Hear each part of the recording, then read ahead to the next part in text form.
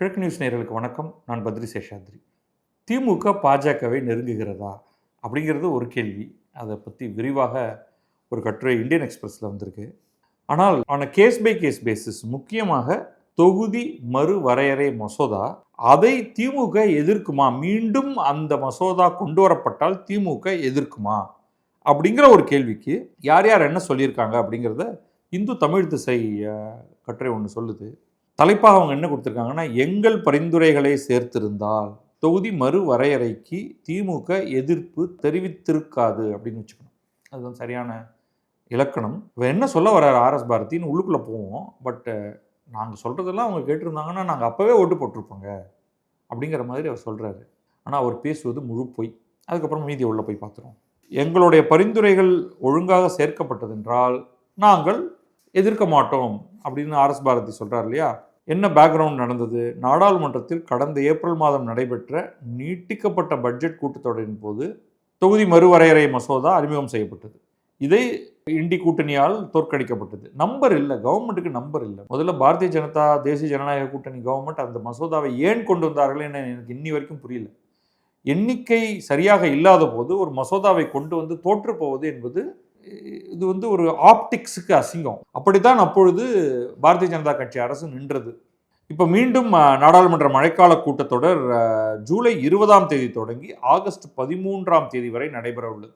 இந்த கூட்டத்தொடரில் திருத்தப்பட்ட தொகுதி மறுவரையறை மசோதா மீண்டும் கொண்டு வரப்படலாம் என்று கூறப்படுகிறது. இண்டி கூட்டணியிலிருந்து காங்கிரஸ் வெளியேறிவிட்டதால், இண்டி கூட்டணியிலிருந்து காங்கிரஸ் வெளியேறல, இண்டி கூட்டணியிலிருந்து திமுக வெளியேறிவிட்டது அப்படின்னு தான் நம்ம சொல்லணும். தற்போது 22 எம்பிக்கள் கொண்ட திமுக என்ன செய்யும் அப்படிங்கிறதை நோக்கி பரவலாக எதிர்பார்ப்புகள் எழுந்துள்ளன. அந்த சமயத்திலே என்ன நடந்ததுன்னா, அந்த தோற்கடிக்கப்பட்ட பொழுது டிஸ்கஷன் நடக்குது. அப்போ சில வார்த்தைகளில் தான் பிரச்சனை. எந்த சென்சஸின் அடிப்படையில் இடங்கள் கொடுக்கப்படும் அப்படின்னு. இப்போ ஒரு கட்டத்தில் அமித்ஷா எழுந்து பேசுகிறார். அது அவர் ஏற்கனவே அந்த டிராஃப்டில் கொடுத்துருக்கலாம். நாங்கள் 1971 சென்சஸ் அடிப்படையில் இப்பொழுது என்ன இடங்கள் இருக்கின்றனவோ, இப்போ என்ன அந்த மசோதா சொன்னது, நம்பர் ஆஃப் சீட்ஸை அதிகப்படுத்துகிறோம். அப்போ அமித்ஷா சொல்கிறாரு ஆர்கியூமெண்ட் போது, நாங்கள் எவ்வளவு சீட் இப்போ உங்களுக்கு இருக்கோ ப்ரொப்போர்ஷனலாக இன்க்ரீஸ் பண்ணுறோம். ஒரு உதாரணத்துக்கு வச்சுப்போம், ஒட்டுமொத்தமாக இருக்கக்கூடிய இடங்கள் 2 மடங்கு ஆகின்றனன்னு வச்சுப்போம் ஒரு உதாரணத்துக்கு. அப்போ ஒவ்வொரு மாநிலத்துக்கும் உள்ள இடங்கள் 2 மடங்கு ஆக்கப்படும். அப்போ அந்த ப்ரொப்போர்ஷனாலிட்டி அப்படியே இருக்கும். இது ஆனால் அவர் விவாதத்தின் போது தான் சொல்கிறார். அதோடைய அந்த லாங்குவேஜ் அந்த பில்லில் இல்லை, அந்த மசோதாவில் இல்லை.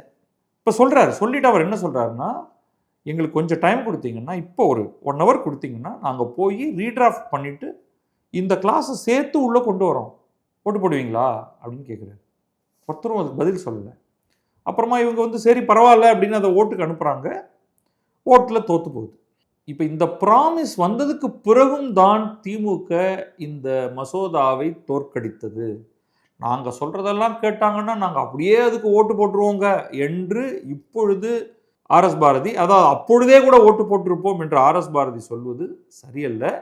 இப்போ சிச்சுவேஷன் மாறி இருக்கு. மேட்டர் அதுதான். காங்கிரஸுக்கும் திமுகவுக்கும் இடையே பிளவு ஏற்பட்டு விட்டது. முன்ன காங்கிரஸ் கூடவே இருந்தார்கள். தேர்தல் தமிழ்நாட்டில் சட்டமன்றத்துக்கான தேர்தல் நடக்கவில்லை. அதற்கு முந்தைய காலகட்டம் இது. 2 பேரும் திக் ஃப்ரெண்ட்ஸ். 2 பேரும் தோல் மேலே கை போட்டுக்கிட்டு தான் நடந்து போவாங்க தெருவில். அவ்வளவு நெருக்கமான ஃப்ரெண்ட்ஸ். அதுக்கப்புறம் பார்த்தா நீ இந்த பக்கம் வந்தால் கல்லை விட்டு அடிப்பேன், அந்த பக்கம் வந்தால் கத்தியால் குத்துவேன் அப்படின்ட்டு டக்கார்னு பிரிஞ்சுட்டாங்க தேர்தல் முடிஞ்ச உடனே. அதனால் இப்போ வேறு போக்கிடம் இல்லாத காரணத்தினால அதே மசோதா மாற்றம் தான் இப்போ இனிமேல் கொடுக்குறதா இருந்தாலும் அந்த ஒரு மாற்றம் தான். 1971 சென்சஸ், 2011 சென்சஸ் இல்லாமல் 1971 சென்சஸ். அதன்படி இடங்கள் கொடுப்பதாக இருந்தால் தமிழ்நாட்டுக்கு பிரச்சனை இல்லை. ஆனால் அது சரியா, பிற மாநிலங்கள் அதை ஏற்றுக்கொள்ளுமா அப்படிங்கிறத பற்றின ஒன்றை நான் விட்டுறேன். இப்போதைக்கு நம்ம ஊரில் அதுக்கும் சில பேர் எதிர்க்கிறாங்க. எதுக்கு அது? அதை வைத்து கொண்டால் நீங்கள் தமிழகத்தின் தேவை இல்லாமலேயே உத்தரப்பிரதேசத்திலேயே ஜெயித்து விடுவீர்கள். அது தப்பு, உங்களுக்கு கணக்கு தெரியல. ஸோ இதுக்கு ஆர்எஸ் பாரதி ஆங்கில செய்தி சேனலுக்கு அளித்த நேர்காணலில் இது மாதிரி சொல்கிறாரு. நாங்கள் ஏற்கனவே ஒரு முறை தொகுதி மறுசீரமைப்பு மசோதாவை முறியடித்துள்ளோம். மீண்டும் மசோதா தாக்கல் செய்யப்படும் பொழுது அதன் உள்ளடக்கத்தை நாங்கள் பரிசீலிப்போம். அது தமிழகம் உட்பட தென் மாநிலங்களின் நலன்களுக்கு எதிராக இருந்தால் திமுக அதை எதிர்க்கும். மாறாக மத்திய அரசு திமுகவின் பரிந்துரைகளை அதில் இணைத்திருந்தால் அதை எதிர்க்க வேண்டிய அவசியம் இல்லை. அதே நேரம் மாநில உரிமைகளுக்கான போராட்டத்தில் திமுக உறுதியாக இருக்கிறது. இவர் என்னத்தை கவனிக்கணும்னா, அந்த சமயத்தில் ஆந்திராவில் எதிர்க்கட்சியாக இருக்கும், ஆளும் கட்சி அல்ல, எதிர்க்கட்சியாக இருக்கும் ஒய்எஸ்ஆர் காங்கிரஸ் கட்சியுடைய ஜெகன்மோகன் ரெட்டி ஒரு பெரிய ட்வீட்டே போட்டாரு. திமுகவை அட்ரஸ் பண்ணி போட்டாரு. ஏன் இதை எதிர்த்து இப்படி தோக்கடிச்சிருக்கீங்க? இது தென் மாநிலங்களுக்கு இது ஒரு வரப்பிரசாதம், இதை நீங்கள் புரிந்து கொள்ளவில்லை அப்படின்னு சொல்லிட்டு அவர் போடுறாரு. இத்தனைக்கும் அவர் பாரதிய ஜனதாவுடைய ஆதரவாளர் கிடையாது, கூட்டணியில் கிடையாது. கூட்டணியில் இருப்பவர் ஆட்சியில் இருக்கக்கூடிய தெலுங்கு தேசம் சந்திரபாபு நாயுடு. அந்த தெலுங்கு தேசம் சந்திரபாபு நாயுடுக்கு எதிராக இருப்பவர் ஜெகன்மோகன் ரெட்டி. ஆனால் அந்த பில்லில் கொண்டு வரக்கூடிய மாற்றம்னு அமித்ஷா சொன்னதை அவர் ஏற்றுக்கொண்டு சொல்றாரு, அப்பா இது நமக்கு நல்லது, தென் மாநிலங்களுக்கு நல்லது, இதை நம்ம ஏற்றுக்குவோம். ஆனால் நீங்கள் போய் அதுக்கு எதிர்த்தாப்புல ஓட்டு போட்டு இப்படி பண்ணிட்டீங்க, நாளைக்கு இந்த ஒரு ஆப்ஷன் நமக்கு கிடைக்குமா என்று தெரியாது. ஒரு ஹிஸ்டாரிக் வாய்ப்பை, ஒரு மிகப்பெரிய வாய்ப்பை இழந்து விட்டோம், இழப்பதற்கு நீங்கள் காரணம்னு சொல்கிறாரு. இப்போ அதை கன்வீனியண்ட்டாக நம்மளாலும் மறந்துட்டார் ஆர்எஸ் பாரதி.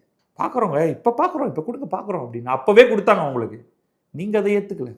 இப்போ சிச்சுவேஷன் மாறிடுச்சு, நீங்கள் ஏற்றுக்க போகிறீங்கிறத வார்த்தையிலேயே எங்களால் பார்த்துக்க முடியுது. இதே நேரத்தில் திமுக செய்தி தொடர்பு குழு தலைவர் TKS இளங்கோவனும் சொல்கிறாரு, தொகுதி மறுவரையறை மசோதாவை ஏப்ரல் மாதத்தில் தோற்கடித்தோம். இதில் ஒரு பெரிய பெருமை. கடந்த 2 தசாப்தங்களாக மக்கள் தொகையை வெற்றிகரமாக கட்டுப்படுத்திய தென்னிந்திய மாநிலங்களுக்கு அது மிகப்பெரிய பாதிப்பை ஏற்படுத்தும். பொய் கிடையவே கிடையாது. இதெல்லாம் நம்ம பல தடவை சொன்னோம், எடுத்து சொன்னோம். அதான் சாதாரணமாக என்ன போல தெருவில் போகிறவங்க சொன்னோம். அங்கே அமித்ஷா சொன்னார், இல்லைங்க அப்படின்னு சொன்னார். எனினும் புதிய மசோதாவில் வேறு ஏதேனும் மாற்றம் இருந்தால் நாங்கள் அதை பரிசீலிப்போம். 2 பேரும் ஒரே ஸ்கிரிப்டில் எழுதிட்டு வந்துட்டாங்க, அதனால் அப்படியே சொல்கிறாங்க. இந்தியா கூட்டணி குறித்த எங்கள் நிலைப்பாடு இன்னும் இறுதி செய்யப்படவில்லை. இந்த கூட்டணியின் முதல் நோக்கம் பாஜகவை எதிர்ப்பதுதான், திமுகவின் நோக்கமும் பாஜகவை எதிர்ப்பதுதான். பொதுவான பிரச்சனைகளில் பாஜகவை எதிர்த்து இண்டி கூட்டணியுடன் நாங்கள் நிற்போம் அப்படின்ட்டு. இதுக்கு நடுவில் ஸ்டாலின், முன்னாள் முதல்வர் ஸ்டாலின், திமுகவுடைய தலைவர், திமுக எம்பிக்களோடு காணொலி மூலம் நேற்றுக்கு பேசினார்.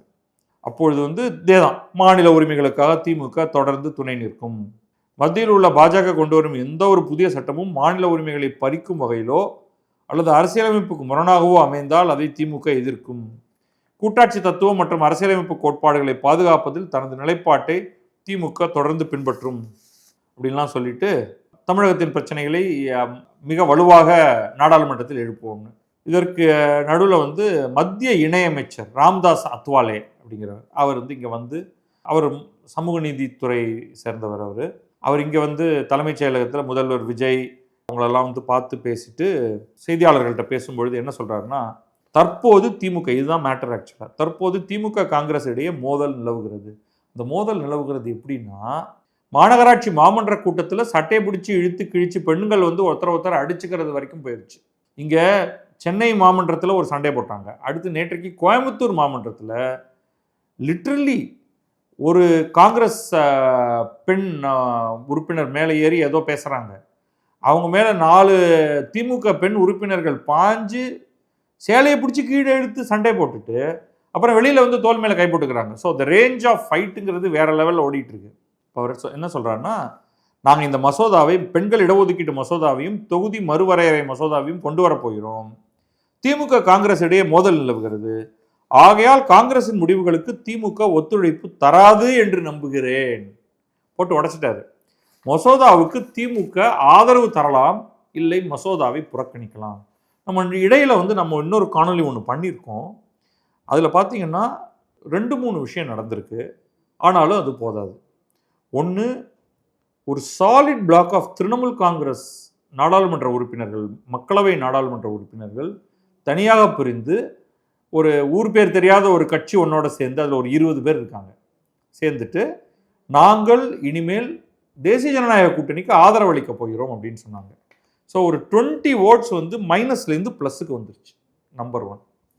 அடுத்தது மகாராஷ்டிரத்தில் ஒரு 6 எம்பிக்கள் சிவசேனை உத்தவ் தாக்கரேயுடைய கூட்டத்திலிருந்து பிரிந்து சிவசேனை ஏக்நாத் ஷிண்டே பக்கம் வந்துட்டாங்க. +6 வந்துருச்சு. இந்த திமுக பிளாக்கை எடுத்துக்கிட்டு இன்னொரு 10 ஓட்டை எங்கே இருந்தாவது தேத்தணும், அல்லது அப்ஸ்டென்ஷன் கொஞ்சம் வேணும். இவங்க அப்ஸ்டென்ஷன் மட்டும் பண்ணால் போதாது அப்படிங்கிறது வந்து என்னுடைய ரஃப் கால்குலேஷன். ஆனால் இந்த விஷயத்தை பொறுத்தவரை, தொகுதி மறுவரையறை மசோதாவை பொறுத்தவரை திமுகவுடைய எண்ணம் மாறலாம். மத்திய அரசு ஒன்றுமே பண்ண வேண்டாம்.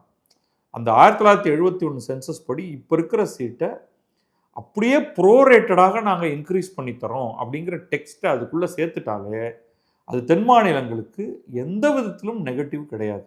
அது ஒன்று. அதில் ரெண்டாவது இன்னொரு விஷயம் இருக்குது. அது என்னென்னா, நாங்கள் ஒரு டீலிமிட்டேஷன் கமிஷன் என்று ஒன்றை அமைப்போம். அது அவ்வப்போது முந்தைய சென்சஸ் படி, அதற்கு முன்னால் என்ன சென்சஸ் நடந்திருக்கோ அதன்படி சீட்டுகளை மாற்றும் அப்படின்னு ஒரு சென்டென்ஸ் இருக்குது. அது பிரச்சனை. இன்னைக்கு கொடுத்துடுவீங்க நீங்கள் 1971 சென்சஸ் படி. இப்போ 2026 சென்சஸ் ஆரம்பிச்சாச்சு. இந்த சென்சஸ் முடிஞ்சு அடுத்தது உங்களுக்கு வந்து இதோடைய நம்பர்ஸ் வந்து எஃபெக்ட் ஆகுமா அப்படிங்கிற ஒரு கேள்வி இருக்குது. ஸோ இந்த 2 பாயிண்ட்டும் பார்க்க வேண்டியது இருக்குது. இதற்கிடையில் வந்து இந்த 2 கட்சிகளும் நெருங்கி வருமானு இந்தியன் எக்ஸ்பிரஸில் ஒரு டீட்டெயில்டாக ஒரு ஆர்டிக்கல் எழுதியிருக்காங்க. அதுலேயும் வந்து ப்ரப்போஸ் டீலிமிட்டேஷன் பில் தான் ரொம்ப முக்கியமானதாக பார்க்குறாங்க. டீலிமிட்டேஷனை பற்றி நம்ம ஏற்கனவே பேசிட்டோம் அப்படிங்கிறதுனால அது ஒரு பெரிய விஷயம் கிடையாது. ஆனால் ஒன்று ரொம்ப முக்கியமான ஒரு விஷயம் இங்கே வருது. ஏன் வந்து இந்த மாற்றம்? எது என்னவாக இருந்தாலும் எங்களுடைய கொள்கையில் மாற்றமில்லை. நாங்கள் எப்பொழுதும் பாரதிய ஜனதா அரசு என்ன மசோதா கொண்டு வந்தாலும் அதற்கு எதிராக வாக்களிப்போம் என்று திமுக ஏன் சொல்லவில்லை அப்படின்னா, ஃபார் த ஃபஸ்ட்டு டைம் திமுகவுக்கு பல இடங்களிலிருந்து இடி வருகிறது. ஒரு பக்கம் அவங்களுக்கு வந்து தாவேக அவங்கள வந்து லோக்கல் சட்டமன்ற எலெக்ஷனில் போட்டு சாத்திருச்சுன்னா, அதாவது அவர்கள் எதிர்பார்க்காத அளவுக்கு அடி. அந்த அடியோட உச்சம் என்பது கொளத்தூரில் ஸ்டாலினே தோற்றுது. உதயநிதி ஸ்டாலின் வந்து கிட்டத்தட்ட தோற்று போயிருப்பார். பல ரவுண்டு பின்னிலையில் இருந்தார். ஜஸ்ட் அபவுட் ஜெயிச்சார். இந்த மாதிரியான ஒரு தோல்வி என்பதை எதிர்பார்த்திராத அளவுக்கு ஒரு தோல்வி. ஒன்று. இப்போ வந்து அதை கன்ஃபரண்ட் பண்ணணும். தாவேகாவை மீண்டும் தோற்கடிக்க முடியுமா? அது பை எலெக்ஷனாக இருக்கட்டும், இந்த எலெக்ஷன், அந்த எலெக்ஷன், அடுத்து வரப்போகிற உள்ளாட்சி தேர்தல் வருகிறது, அடுத்து வரப்போகிற இடைத்தேர்தல், அதற்கு பிறகு உள்ளாட்சி தேர்தல், அதற்கு பிறகு நாடாளுமன்ற தேர்தல், அதற்கு பிறகு மீண்டும் சட்டமன்ற தேர்தல். இதில் நம்ம என்ன பண்ண போகிறோம் அப்படிங்கிறது ஒன்று. இரண்டாவது, இவர்களுக்கு ஒரு பெரும் தூணாக இருந்த காங்கிரஸ்ங்கிறது வந்து ஓவரால் இந்தியாவில் ஒரு தொடர்ந்து தோற்று போய் கொண்டிருக்கிறதுங்கிறது உண்மைதான். ஆனால் அவர்கள் உருவாக்கி வைத்திருக்கக்கூடிய அந்த ஈகோசிஸ்டம் வந்து ரொம்ப வலுவானது. அது வந்து உங்களுக்கு உதாரணத்துக்கு நீதிமன்றத்துக்கு போகிறதுக்கு அது ரொம்ப பவர்ஃபுல்லானது. அவர்களுடைய சில காங்கிரஸ் கட்சியுடைய சில லாயர்ஸ், வழக்கறிஞர்கள் வந்து அவ்வளவு பவர்ஃபுல், சக்தி வாய்ந்தவர்கள். இப்போ ஆட்சியில் இருக்கும் பொழுது பலமுறை திரும்ப திரும்ப அந்த டெல்லி ஈகோசிஸ்டத்தை பயன்படுத்தி தான் தமிழக அரசு, திமுக தலைமையிலான தமிழக அரசு உச்சநீதிமன்றத்திடம் திரும்ப திரும்ப திரும்ப போய் மத்திய அரசோடு ஒரு மிகப்பெரிய போராட்டத்தை நடத்தி கொண்டிருந்தது. இப்போ அவர்கள் ஆட்சியில் இல்லை என்றாலும் அவர்களுடைய ஆசாமிகள் மீது பல்வேறு வழக்குகள் இருக்காங்க. அப்போ இவங்க வந்து இப்போ கை உடைந்த மாதிரி ஆகியிருக்கிறார்கள். டெல்லி மீடியா செட்டப் இருக்கு இல்லையா, டெல்லி மீடியா செட்டப் வந்து திமுகவுக்கு ஒரு மிகப்பெரிய ஒரு அங்கீகாரத்தை கொடுத்து வந்தது, அவர்கள் காங்கிரஸோடு இணைந்து இருப்பதனால. இன்னைக்கு காங்கிரஸ் அப்படியே அதை நகர்த்தி தாவேகாவுக்கு கொண்டு போயிடுச்சு. இன்னைக்கு தாவேகாவுக்கு பயங்கர பூஸ்டப் வந்து வெறும் விஜய் என்ற ஒருவர் மட்டும் காரணம் அல்ல. விஜய் வந்து பேசுறதே கிடையாது, அவர் தமிழ்லேயே பேசுறது கிடையாது, அவர் ஆங்கிலத்தில் அவரெல்லாம் எந்த சேனலோடையும் பேசுறது கிடையாது. அப்போ அதை பைட்டாக வச்சு அதை வந்து அப்படியே பூஸ்டப் பண்ணுறதுக்கு அங்கே ஒன்றும் கிடையாது. ஆனால் டெல்லியில் இருக்கக்கூடிய பல்வேறு தொலைக்காட்சிகள் வந்து இதோ விஜய் இதோ செய்கிறார், அதோ அங்கே போகிறார், இங்கே போய் இவருடன் பேசுகிறார், அங்கே போய் அவருடன் பேசுகிறார்னு அது வந்து அவருடைய இமேஜை பயங்கரமாக பூஸ்ட் பண்ணிட்டு இருக்காங்க.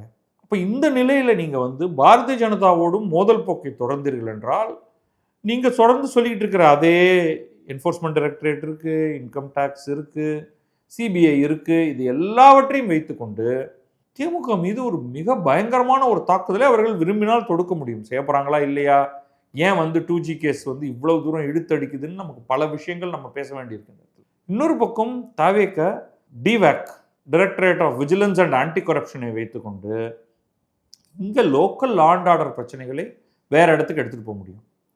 இவங்க ஏற்கனவே வந்து சிபிஐ இவர்கள் மீது தொடுப்பதாக இருந்த, என்ஃபோர்ஸ்மெண்ட் டைரக்டரேட் தொடுப்பதாக இருந்த வழக்குகளை எல்லாம் உச்சநீதிமன்றத்துக்கு வந்து அரசு வழியாக வழக்கு தொடுத்து நிறுத்தி வச்சிருந்தாங்க. புதிய அரசு வந்து தாவேக வருஷம் அதெல்லாத்தையும் வித்ட்ரா பண்ணிருச்சு. அப்போ அந்த வழக்குகள் எல்லாம் வேறு இவர்கள் மீது வந்து குவிய போகிறது. அப்போ அது எல்லாத்தையும் நீங்கள் எடுத்து வச்சு பார்த்தீங்கன்னா இவர்களுக்கு டெல்லியில் நண்பர்கள் தேவை. எதிர்க்கட்சி நண்பனாக இருந்தாலும் சரி, ஆளும் கட்சி நண்பனாக இருந்தாலும் சரி, ஏதோ ஒரு நண்பன் தேவை. அந்த நண்பன் இல்லாத குறையை பாஜக போக்குமா அப்படிங்கிறது இவர்களுடைய ஒரு பார்வையாக இருக்கலாம். ஆனால் அதோடைய ஆப்டிக்ஸ் எப்படி இருக்கும்? ஈவன் திமுக வந்து மீண்டும் காங்கிரஸை கட்டிப்பிடிச்சு பரவாயில்லப்பா, பழைய பகையெல்லாம் மறந்துடுவோம், நடுவில் தாவேகான்னு ஒருத்தன் வந்தான், இப்படி ஓடி போயிட்ட, நான் வந்து உன்னுடைய பழைய எக்ஸ் என்ன இப்படிலாம் விட்டுட்டு போகலாமா அப்படின்லாம் கூட கண்ணீர் விட்டு கை குலுக்கி சேர்ந்துடலாம். பாரதிய ஜனதாவோடு சேர முடியுமா? 2 கட்சியுடைய அடிமட்ட ஆதரவாளர்களே உங்களை கல்ல விட்டு அடிப்பாங்க, அழுகின தக்காளி வீசுவாங்க. நீ வந்து இந்துத்துவத்துக்கு எதிரானவர்கள், நாங்கள் வந்து சனாதனத்தை ஒழிக்க வேறறுக்க வந்தவர்கள் அப்படின்லாம் பேசிட்டு இருக்கிற தலைவர்கள் திரும்ப போய் பாஜகவோடு சேர்ந்து ஒரே இலையில் உட்காந்து சாப்பிட்டாங்கன்னா அதை எப்படி வந்து திமுகவுடைய கிராஸ் ரூட்ஸ் ஆதரவாளர்கள் ஏற்றுக்கொள்வார்கள்? இந்துத்துவ ஆதரவாளர்கள் பொங்கி போயிடுவாங்க. ஏற்கனவே அவங்க வந்து மொத்தம் இங்கே தமிழ்நாட்டில் பாரதிய ஜனதா கட்சியில் இருந்ததில் பாதி பேருக்கு மேலே அவங்க கிளம்பி வீத லீடர்ஸ்க்கு ஓடி போயிட்டாங்க. மீதி இவங்க வந்து திமுகவோடு சேர்வதாக இருந்தால் அப்புறம் இங்கே எல்லாம் ஒட்டுமொத்தமாக கூடாரத்தை கலைச்சிட்டு எல்லாம் அந்த கமலாலயத்தை வந்து ரியல் எஸ்டேட் டெவலப்மெண்ட்டுக்கு வித்துட்டு போயிட வேண்டியதுதான். ஆளே இருக்க மாட்டாங்க. கம்யூனிஸ்ட் கட்சி தான் உள்ளதுலேயே லோவர் லெவலுக்கு போயாச்சு, அவங்களுக்கு ஆளே கிடையாது. நீங்கள் அவங்களோட கீழே போயிருவீங்க.